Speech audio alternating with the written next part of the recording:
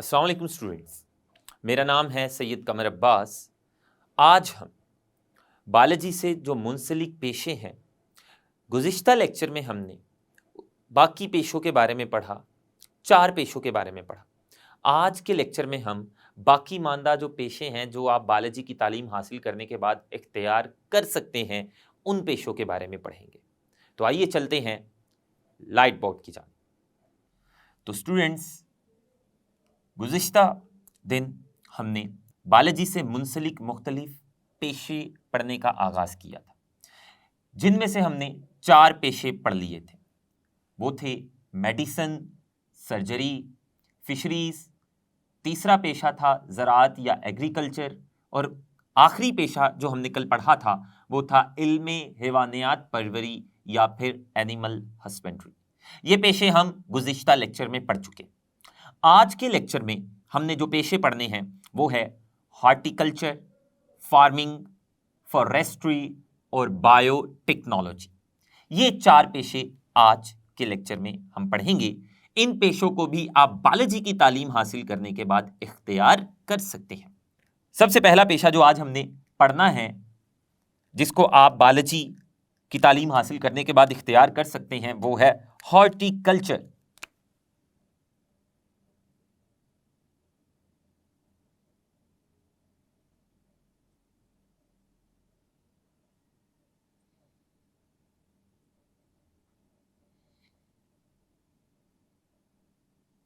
Horticulture, इस पेशे का ताल्लुक बागबानी से है।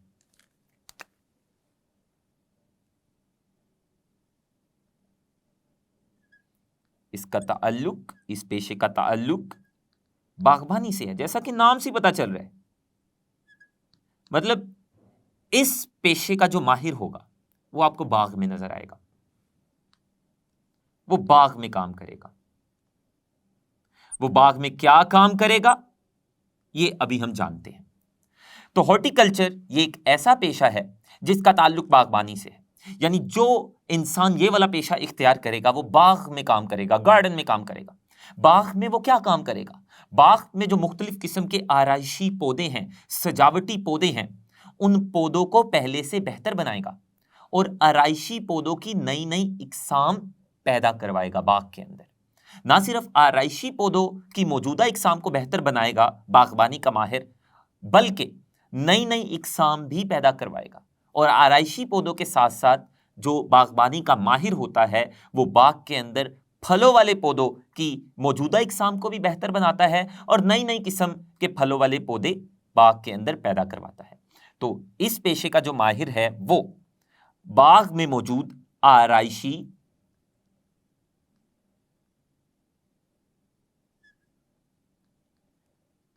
और फलों वाले पौधे, आराइशी पौधे उन पौधों को कहते हैं जो सजावट के लिए इस्तेमाल किए जाते हैं। आराइशी और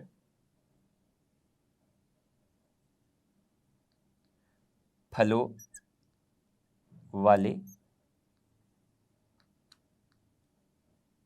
पौधों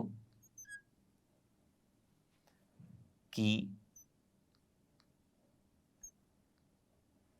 नई इकसाम पैदा करना, नई नई इकसाम पैदा करना और मौजूदा जो पहले से मौजूद इकसाम होगी बाग के अंदर, उन मौजूदा इकसाम को बेहतर बनाना। यह किसका काम होगा? हॉर्टिकल्चर या बागबानी का जो माहिर होगा। पैदा करना और मौजूदा इकसाम, जो पहले से मौजूद इकसाम है बाग में आराइशी और फलों वाले पौधों की, उन मौजूदा इकसाम को बेहतर बनाना।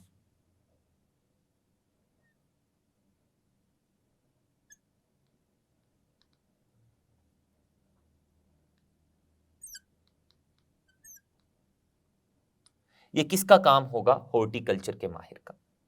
तो हॉर्टिकल्चर का जो पेशा है इसका ताल्लुक बागबानी से है, जैसा कि हम पढ़ चुके हैं। और इस पेशे में बाग में पाए जाने वाले सजावटी पौधों, आराइशी पौधों और फलों वाले पौधों की नई नई इकसाम भी पैदा की जाती है और उस बाग में मौजूद पहले से मौजूद आराइशी और फलों वाले पौधों को बेहतर बनाया जाता है।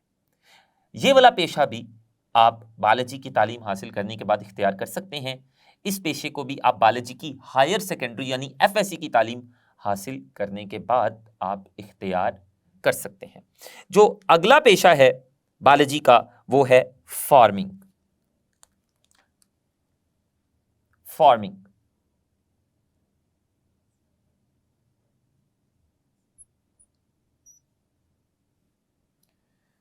फार्मिंग का पेशा आज बहुत सारे लोगों ने इख्तियार किया हुआ है। फार्मिंग है क्या? इस पेशे में क्या किया जाता है? इस पेशे में मुख्तलिफ किस्म के फॉर्म्स पहले तैयार किए जाते हैं और तैयार करने के बाद उन फॉर्म्स को महफूज किया जाता है, उनकी हिफाजत भी की जाती है। तो इस पेशे का ताल्लुक किससे है? इस पेशे में मुख्तलिफ किस्म के फॉर्म्स तैयार करने के बाद उनकी हिफाजत की जाती है। इस पेशे का ताल्लुक है फॉर्म्स को तैयार करना,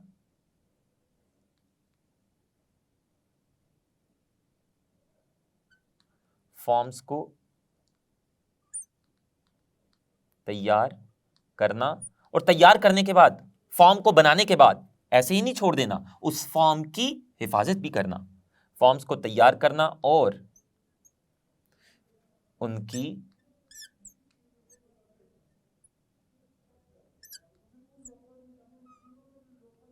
हिफाजत करना। तो जिस पेशे में मुख्तलिफ किस्म के फॉर्म्स तैयार किए जाते हैं, बनाए जाते हैं और फिर बनाने के बाद उनकी हिफाजत की जाती है, उस पेशे को फार्मिंग कहते हैं।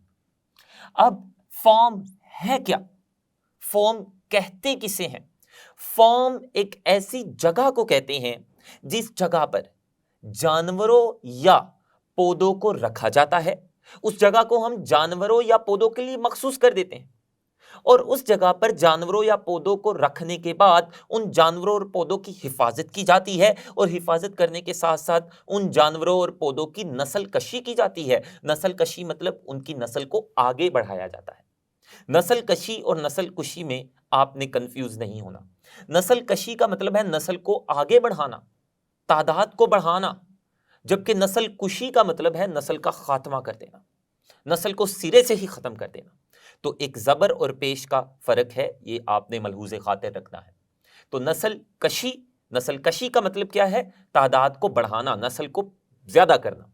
तो फार्मिंग जिसका ताल्लुक फॉर्म्स को बनाने, तैयार करने और उनकी हिफाजत से है। फॉर्म ऐसी जगह को कहते हैं जिस जगह पर हम पौधों को रखेंगे या फिर जानवरों को रखेंगे और वहां पर मौजूद जानदारों यानी पौधों या जानवरों को उनकी हिफाजत भी करेंगे और उनकी नस्ल कशी भी करेंगे। ऐसी जगह को हम क्या कहते हैं?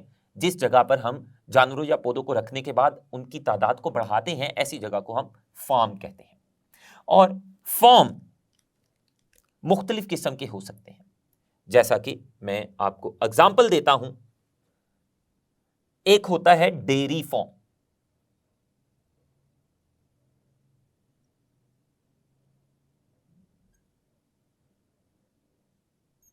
Dairy farm. एक और फॉर्म की हम मिसाल ले लेते हैं, पोल्ट्री फार्म।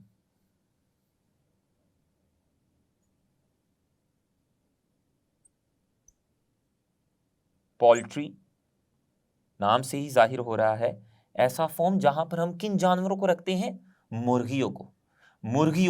मुर्गियों को उस जगह पर रखते हैं, उस जगह को मुर्गियों के लिए मखसूस कर देते हैं, मुर्गियों की हिफाजत भी करते हैं और मुर्गियों की नस्ल कशी यानी उनकी तादाद को बढ़ाते हैं और उन मुर्गियों से ज्यादा गोश्त और अंडे लेते हैं।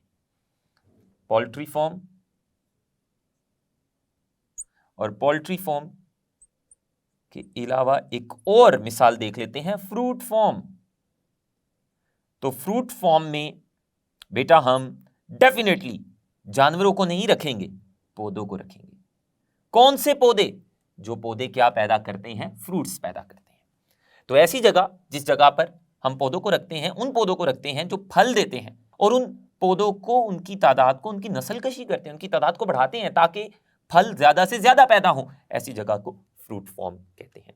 जबकि डेयरी फार्म में हम भैंसों को रखते हैं, मुख्तलिफ किस्म की भैंसें वहां पर हम रखते हैं और उन भैंसों की हिफाजत भी करते हैं और उनकी नस्ल कशी यानी उनकी तादाद को बढ़ाते हैं ताकि हमें उन भैंसों से ज्यादा दूध मिले और ज्यादा से ज्यादा प्रोटीन या गोश्त मिले। ऐसी जगह को हम डेयरी फार्म कहते हैं, जहां पर हमने भैंसों को रखा होता है और उनसे दूध ले रहे होते हैं और प्रोटीन्स यानी गोश्त ले रहे होते हैं। पोल्ट्री फार्म ऐसी जगह को कहते हैं जहां पर हम मुर्गियों को पालते हैं, मुर्गियों की वहां पर हिफाजत करते हैं और उनकी नस्ल कशी यानी उनकी तादाद को बढ़ाते हैं। जितनी ज्यादा डेयरी फार्म पोल्ट्री फार्म में मुर्गियां होंगी, उतने ज्यादा अंडे और गोश्त हमें मिलेगा। और फ्रूट फार्म में हम उन पौधों की काश्त करते हैं, वो वाले पौधे लगाते हैं फ्रूट फार्म में जिन पौधों से हमें फ्रूट्स यानी फल मिलते हैं, और उन पौधों की तादाद को भी बढ़ाते हैं ताकि हमें ज्यादा से ज्यादा फ्रूट्स मिले, फल मिले और हमारी फलों की जरूरत पूरी हो जाए। तो ऐसे पेशे को, जिस पेशे में फॉर्म्स को तैयार किया जाता है, मुख्तलिफ किस्म के फॉर्म्स को तैयार किया जाता है, और तैयार करने के बाद उनको ऐसे नहीं छोड़ देना, उन फॉर्म्स की मेंटेनेंस रखनी है, उनको महफूज बनाना है, उनको खतरों से बचाना है, ऐसे पेशे को फार्मिंग कहते हैं। ये वाला पेशा आप मुख्तलिफ किस्म के कोर्सेज पढ़ने के बाद इख्तियार कर सकते हैं। मुख्तलिफ यूनिवर्सिटीज वो वाले कोर्सेज करवाती हैं जिन कोर्सेज को पढ़ने के बाद आप ये पेशा इख्तियार कर सकते हैं, और वो कोर्सेज हैं ज़राअत, एग्रीकल्चर, एनिमल हस्बेंड्री या फिशरीज। इन कोर्सेज को पढ़ने के बाद आप फार्मिंग का पेशा इख्तियार कर सकते हैं। अगला पेशा जो आज हमने पढ़ना है वो है फॉरेस्ट्री। तीसरा पेशा आज जो हम पढ़ेंगे वो है फॉरेस्ट्री का पेशा।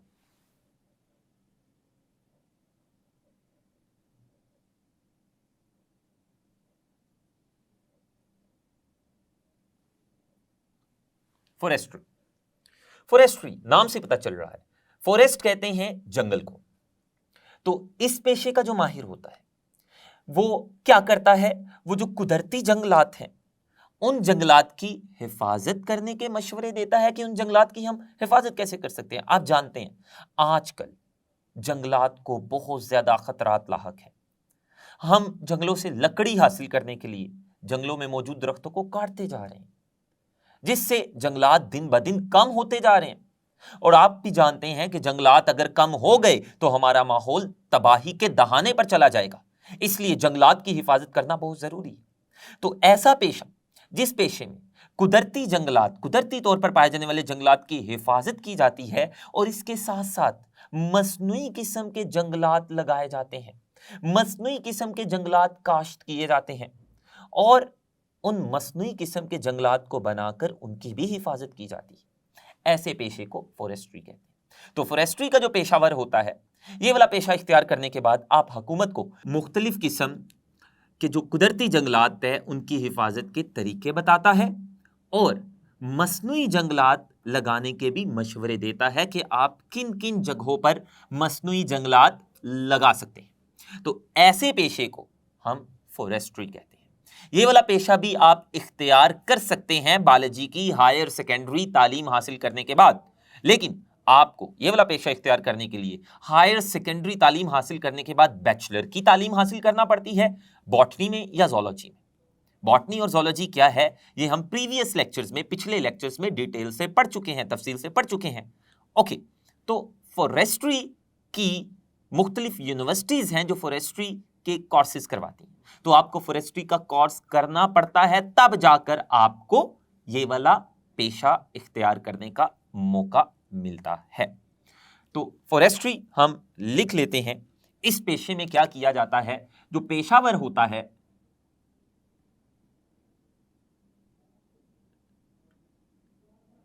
पेशावर कुदरती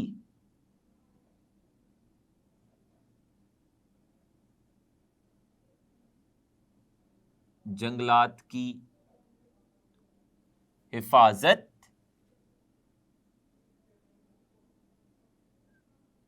और मस्नूई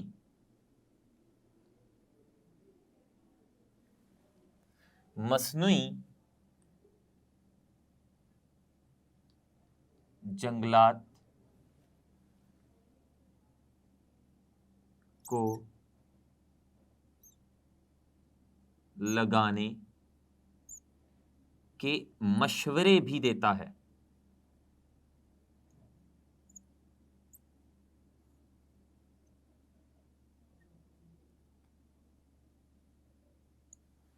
ऐसे पेशे को फॉरेस्ट्री कहते हैं। अगला पेशा जो हमने पढ़ना है और जो सबसे आखिरी पेशा है और सबसे जदीद पेशा है, जिसको आप बायोलॉजी की तालीम हासिल करने के बाद इख्तियार कर सकते हैं, वो है बायोटेक्नोलॉजी।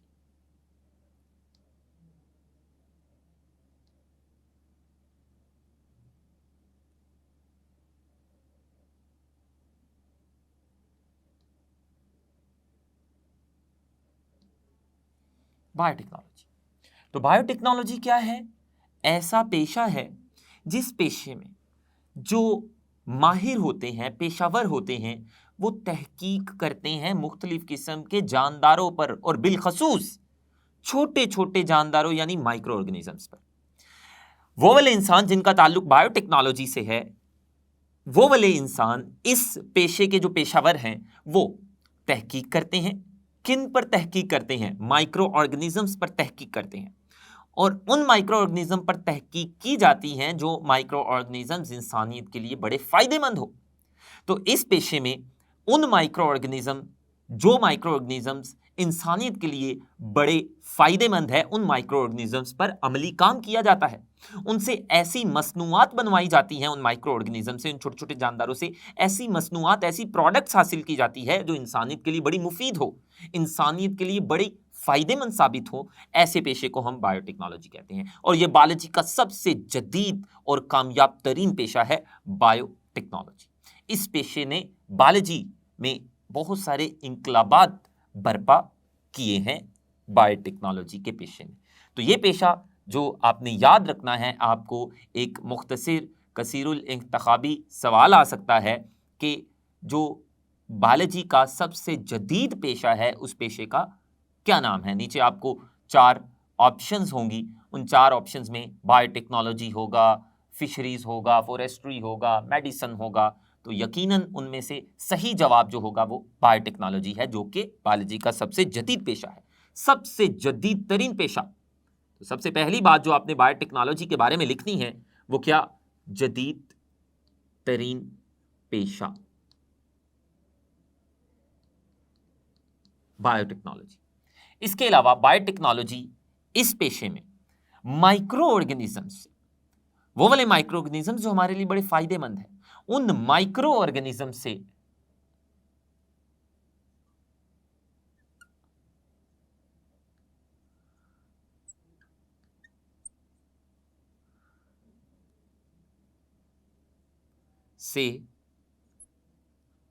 मुफीद, मुफीद यानी फायदेमंद मसनूआत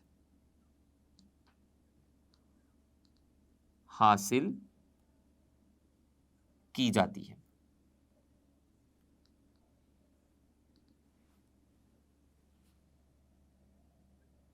और माइक्रो ऑर्गेनिज्म से फायदेमंद मसनूआत हासिल करने के लिए पहले हमें तहकीक करनी पड़ती है कि कौन से माइक्रो ऑर्गेनिजम्स हैं जिनसे हम फायदे की मसनूआत बनवा सकते हैं। तहकीक करनी पड़ती है, फिर तहकीक करने के बाद हम उन माइक्रो ऑर्गेनिजम्स को अमली तौर पर उन माइक्रो ऑर्गेनिज्म से मुफीद मसनूआत हासिल करते हैं जिनसे इंसानियत को फ़ायदा होता है। और ये जो मुफीद मसनूआत हम माइक्रो ऑर्गेनिज्म से हासिल करते हैं इस पेशे में, इनमें एक मुफीद मसनूआत की एक मिसाल हम लेते हैं, वो है इंसुलिन।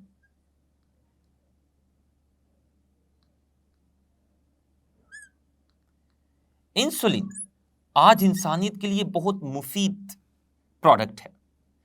ये इंसुलिन हम आज बहुत बड़े दर्जे पर, बहुत बड़े लेवल पर हम माइक्रो ऑर्गेनिजम्स यानी बैक्टीरिया से आज हम इंसुलिन, बहुत ज़्यादा इंसुलिन हासिल कर रहे हैं, जो शुगर के या ज़ियाबतीस के मरीज़ हैं, उन मरीज़ों को ये वाली मसनूआत दी जाती हैं ताकि उनकी बीमारी का इलाज किया जा सके। तो इंसुलिन ये जो प्रोडक्ट है, ये बायोटेक्नोलॉजी के मरहूने मिन्नत है। तो ये प्रोडक्ट हम माइक्रो ऑर्गेनिज्म यानी बैक्टीरिया से हासिल कर रहे हैं। आप बायोलॉजी की हायर सेकेंडरी तालीम हासिल करने के बाद बायोटेक्नोलॉजी का कोर्स करके ये वाला पेशा इख्तियार कर सकते हैं, जो कि बायोलॉजी का सबसे जदीद पेशा है। और इस पेशे में हम माइक्रो ऑर्गेनिजम्स को इस्तेमाल करते हुए, उनको काम में लाते हुए, उनसे इंसानियत के लिए फ़ायदेमंद मसनूआत हासिल करते हैं। तो ये था हमारा आखिरी पेशा जो हम बायोलॉजी पढ़ने के बाद इख्तियार कर सकते हैं। तो आज हमारे वो तमाम पेशे मुकम्मल हो गए जो हम बायोलॉजी की तालीम हासिल करने के बाद इख्तियार कर सकते हैं। इंशाल्लाह आने वाले लेक्चर्स में हम मज़ीद आगे बढ़ेंगे और उन लेक्चर्स में हम कुरान की मुख्तलिफ आयात के बारे में पढ़ेंगे जो हमें बायोलॉजी के बारे में पढ़ने का, यानी जानदारों के बारे में पढ़ने का हुक्म देती है। तब तक के लिए अल्लाह हाफिज़, अपना ख्याल रखिएगा।